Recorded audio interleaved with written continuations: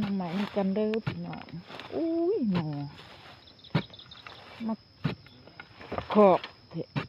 ป้าขาวจั๊วเลยสองหน่อเรียกกัน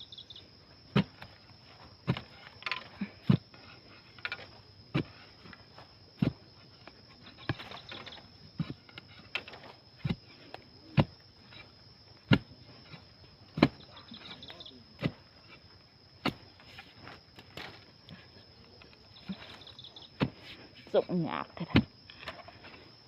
เสียมกับบกเขาเอ้ยไปต่อไป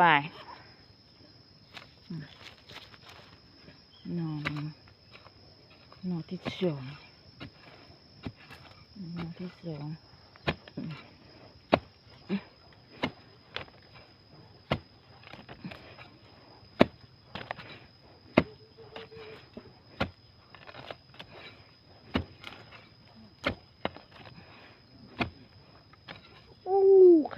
คักเป็นนี่สองหน่อ